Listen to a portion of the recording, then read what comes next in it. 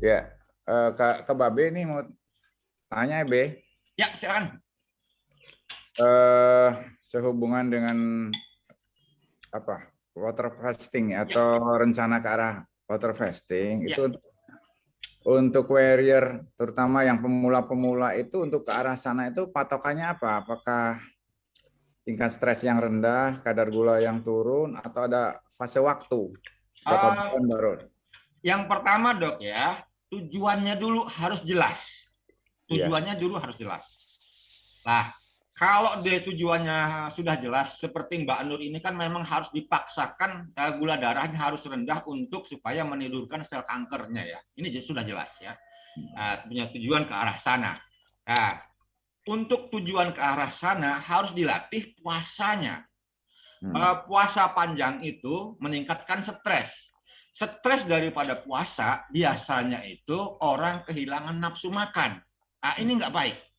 Kalau dia sudah nafsu makannya menurun ya, otomatis tingkat tidurnya juga bermasalah. Kalau dia dua ini sudah kena, ini bisa masuk ke arah maladaptasi. Nah, disinilah yang harus kita apa namanya itu arahkan ya. Kita juga harus mengontrol tingkat stresnya ya, kemudian asupan nutrisinya, kemudian juga kualitas tidurnya, termasuk di olahraganya. Walaupun olahraga seperti Bu Nur ya harus dibatasi dengan ini tertentu, tapi olahraga tetap harus ada gitu ya. Jadi Bu Nur kan baru-baru gabung karena saya yang semua nerima warrior ya. Jadi belajar dulu di 5 pilar itu pelan-pelan, mulai dari fasting, moving walaupun dia terbatas ya, relaxing ya, bagaimana mengendalikan tingkat stres, kemudian juga memenuhi kebutuhan nutrisi, ditambah lagi nanti bagaimana tidurnya. Kalau kita sudah melatih apa namanya itu fasting, berarti kan kita melatih ini nih apa namanya stres ya kan, kita memperpanjang stres ya kan, ditambah lagi kita moving, stresnya kan bertambah ya kan. Kalau dia nafsu makannya bagus ya kan, kemudian tidurnya bagus, berarti stresnya yang panjang itu bisa diriset nol kembali, dia sehat. Itu ditambah lagi. Kalau dia ini sudah mampu ya, baru ya kita arahnya ke puasa yang lebih panjang lagi. Ya, apa namanya? Poinnya seperti itu. Jadi walaupun yang namanya water fasting itu baik untuk kesehatan, tapi juga harus memahami risiko-risikonya. Nah, kalau kita sudah paham toh risiko ini bisa kita minimalisir, bahkan kita hilangkan gitu, supaya tidak terjadi maladaptasi. Dari saya kurang lebih seperti itu, Dok. Ya, berarti individualis ya, Be ya. Ya, betul. Tergantung dari kemampuan untuk memanage 5 pilarnya.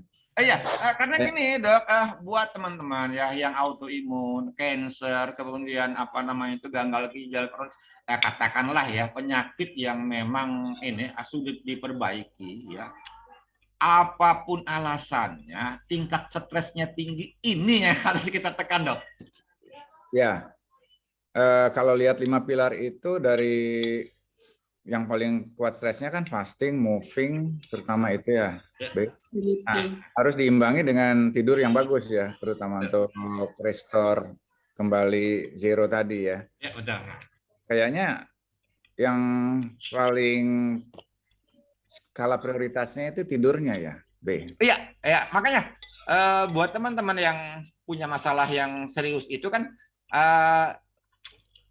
kadang puasanya diperpendek, kadang puasanya ditiadakan ya, tapi disuruh tidur. Kalau bahasanya dokter Piprin kan MMR, merem, mingkem, ya kan, relax. Artinya apa? Perbanyak tidur ya. Kalau dia orang tidur otomatis mingkem, artinya nggak makan ya kan. Nah, artinya disitulah dia dapat puasanya. Tapi puasanya dia di kondisi rileks, di kondisi tidur.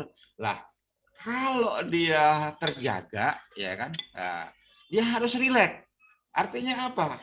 dia berusaha cari hiburan yang membuat dia ketawa. Dia bergaul dengan teman-teman yang saling mensupport. Dia menghindari orang-orang yang apa namanya itu punya tingkat stres tidak baik, lain-lain.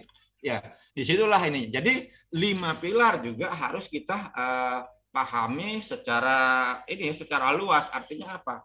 Tidak mutlak ini harus begini. Jadi mana yang bermasalah, apa yang harus digeser. Kurang lebih seperti itu, Dok. Oh iya. Baik, terima kasih B. Oke, ya terima kasih. Lanjut, Mas Ebi. Oke.